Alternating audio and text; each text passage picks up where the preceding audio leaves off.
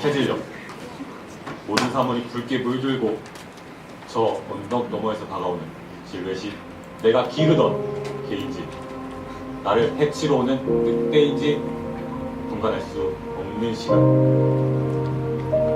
이때는 선도 박도 모두 붉을 뿐이다.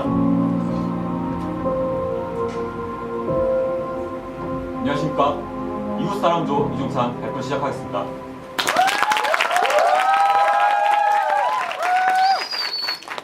개와 늑대의 시간. 드라마 제목으로도 유명했던 이 말은 과거 프랑스 목동들로부터 유래한 말입니다. 해가 질 무렵 주변이 어두워지며 사물의 윤곽이 희미해지는 시간.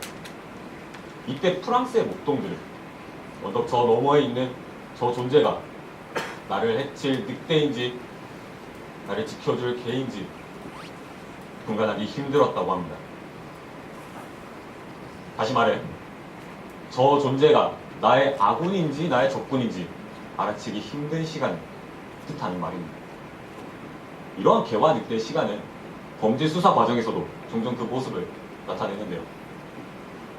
각종 성폭행, 유괴, 살인사건 등 강력범죄들은 연식범에 의한 소행으로 밝혀지는 경우가 70%가 넘는다고 합니다. 그 이유는 평소에 잘 알고 지내는 사람이기 때문에 이 사람이 나를 해칠 늑대인지 나를 지켜줄 개인지 분간해내기가 힘들기 때문이죠. 지금으로부터 약 30여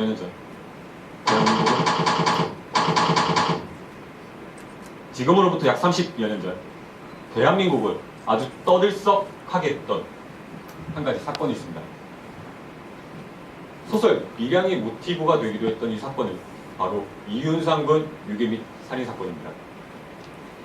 한 소년을 둘러싼 개와 늑대의 시간은 1980년 11월 13일을 시작으로 1981년 11월 30일 끝을 맺게 됩니다.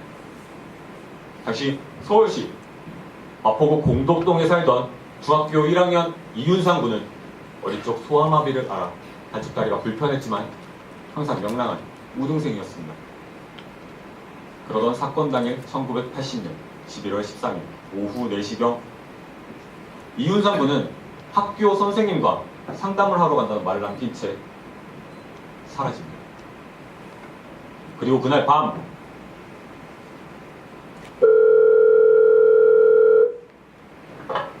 이윤상 군의 가족들은 한 통의 전화를 받습니다. 당신의 아들을 감금시켰다. 아들을 되찾고 싶다면 몸값 4천만 원을 내놓아라. 그리고 사건 당일 사흘 후인 1980년 11월 16일 범인들은 다시 한번 전화를 해왔습니다. 이때 범인들은 녹음된 이윤상 군의 목소리를 들려주며 재차 돈을 요구했습니다. 이분들이 시키는 대로 하지 않으면 전 죽어요 라고 외치는 이윤상 군의 목소리에 가족들은 돈을 준비하고 범인들과 약속한 장소에 나갔지만 경찰 수사를 의식한 범인들은 끝내 그 자리에 나타나지 않았습니다. 그리고 이듬해인 1981년 4월 6일까지 범인들은 총 62차례의 협박 전화와 6차례의 협박 편지를 이윤상 군의 집으로 보냅니다. 돈을 요구했던 첫 번째 전화를 제외하고는 모두 여자의 목소리였으며 협박 편지의 경우 남자와 여자의 글적이 번갈아가며 쓰여져 경찰은 남자와 여자가 낀 3, 4인조의 계획적 범행으로 추정합니다. 당초 경찰은 비밀 수사를 통해 범인을 검거하고자 하였지만 아무런 성과도 거두지 못했습니다. 그리고 공개 수사로 사건의 방침을 정하고 매스컴의 사건의 전말을 모두 발표하게 됩니다.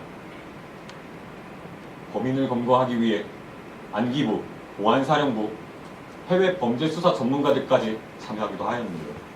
게다가 당시 대통령이었던 전두환 대통령까지 직접 관여해 특별 담화문을 발표하는 등 전 국민의 이목을 크게 집중시켰습니다. 하지만 이러한 모두의 노력과 관심을 비웃기라도 하듯 범인들은 더욱 치밀한 범행 계획으로 수사의 난항을 겪게 만듭니다. 이렇게 이 사건은 영구미제로 끝나는 듯 했습니다. 그런데 1981년 11월 한 명의 유력한 용의자가 떠오릅니다. 그는 바로 이윤상 군이 다녔던 중학교의 체육교사 주영형이었습니다.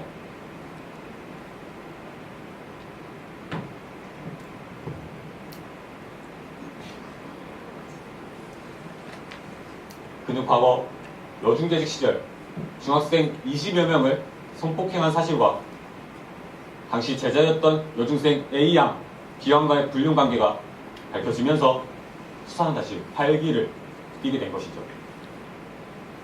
선생님이 아무한테도 말하지 말고 조용히 나오라고 했어요.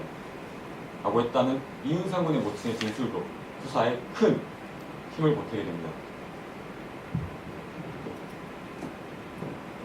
하지만 오히려 용의자 주영형은 수사가 너무 괴로워 자살을 하겠다라는 유서를 쓰고 당시 불륜관계였던 여중생 A양, B양에게 자살을 권유하는 등 수사에 혼선을 주기 위해 갖가지 노력을 하게 됩니다. 실제로 경찰에서는 아무런 죄가 없는 무고한 체육교사 한 명을 죽게 하는 것이 아닌가 하여 수사를 늦추기도 했다고 합니다.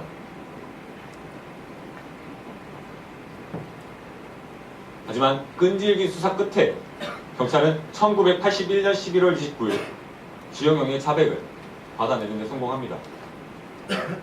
그는 평소 도박에 빠져지내다 1,000만 원의 빚을 지고 그 빚에 대한 독촉이 심해지자 불륜관계였던 여중생 A양, B양과 함께 범행을 계획했던 것입니다.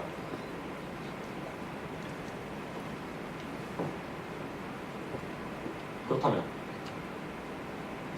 경찰은 수사 초기 용의자 주영형을 가장 먼저 용의선상에서 지워버립니다. 그렇다면 우리는 여기서 한 가지 의문점이 생길 수밖에 없습니다. 사건 당일 용의자 주영형이 피해자 이윤상 군을 불러냈음에도 불구하고 경찰은 왜 그를 용의선상에서 지원했던 것일까요? 그 이유는 첫째, 당시 그가 제시했던 완벽한 알리바이. 두 번째, 서울대 출신의 ROTC였고 고려대학교에서 박사학위까지 취득했던 바른 이미지의 체육교사. 세 번째, 슬퍼하는 이윤상 군의 어머니를 찾아가 위로를 하고 방송 취재 도중 윤상이가 빨리 돌아왔으면 좋겠다라고 인터뷰를 하는 등 그가 보인 대담한 모습들. 이러한 이유들 때문에 경찰은 물론 전 국민들까지 그가 범인임을 짐작하기 힘들었던 것입니다. 주영형의 극악 무도함은 그의 범행 방식에서도 그대로 드러납니다. 그는 이윤상 군을 납치한 후 몸을 묶고 입에 재갈을 물려 감금시킨 후 사흘 만에 살해시킵니다. 그럼에도 불구하고 범인 주영형은 마치 이윤상 군이 살아있기라도 한 것처럼 이윤상 군의 부모님에게 이러한 내용이 담긴 편지를 보냅니다. 이렇게 모든 사건의 정황이 드러났음에도 불구하고 용의자 주영형은 모든 범행을 부인하며 여러 번의 재심을 청구합니다. 주영형이 청구했던 여러 번의 재심으로 사형이 미뤄지지만 결국 1983년 7월 9일 그는 사형당합니다. 1년이란 시간 동안 어두운 노을 속 자신의 모습을 교묘히 숨겨왔던 범인 주영형. 이 사건의 전말을 밝혀내지 못했더라면 이를 둘러싼 개와 늑대의 시간은 어쩌면 지금까지도 지속되고 있었을지도 모르겠습니다. 선과 악, 진실과 거짓, 모든 것이 불고 어떠한 구분도 힘들어지는 개와 늑대의 시간. 이 시간 속에서 우리는 저 존재가 나의 아군인지 적군인지, 내가 기르던 개인지, 나를 해칠 늑대인지 분간하는데 1년이 걸릴 수도, 어쩌면 평생이 걸릴 수도 있겠죠. 혹시 우리는 지금도 개와 늑대의 시각 속에 살아가고 있는 것은 아닐까요?